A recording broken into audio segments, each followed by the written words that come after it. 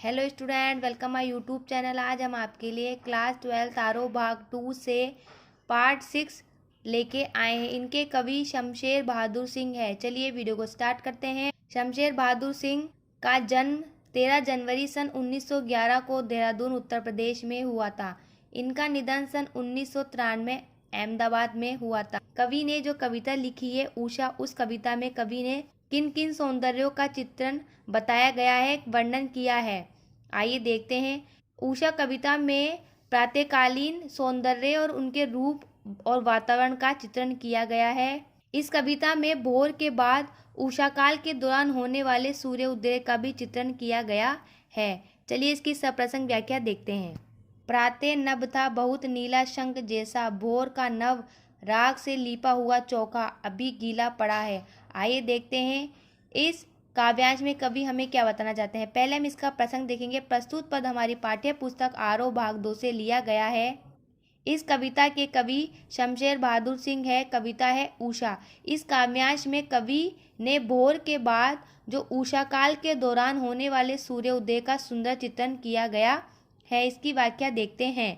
कवि कहते हैं कि प्रातःकालीन आकाश का चित्रण करते हुए सूर्योदय से पहले भोर के समय आसमान नीले शंख जैसा लग रहा है। जो आकाश है वो रात की नमी के कारण ऐसा लग रहा है।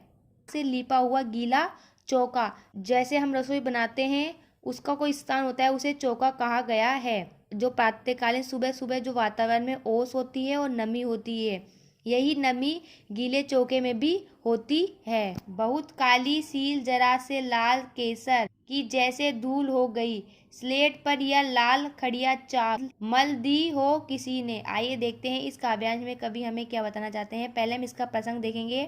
प्रस्तुत पद हमारी पाठ्य पुस्तक आरोह भाग 2 से लिया गया है। इस कविता के कवि शमशेर बहादुर सिंह है। कविता है उषा।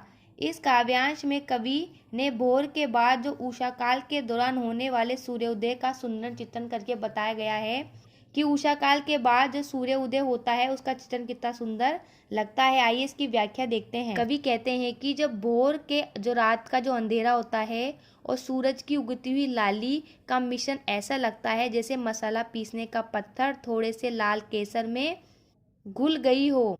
अंधेरा मसाला पीसने का काला पत्थर जैसा लगता है। जो अंधेरा होता है वो मसाला पीसने का काले पत्थर की तरह लगता है और जो सूरज की लाली केसर की तरह लगता है पूरा वातावरण। मानो किसी ने काली स्लेट पर लाल खड़िया चाक मिट्टी पोत, नील जल में या किसी की गौर झिलमिल देह जैसे हिल रही हो और जादू टूटता है इस उषा का, अब सूर्योदय हो रहा है।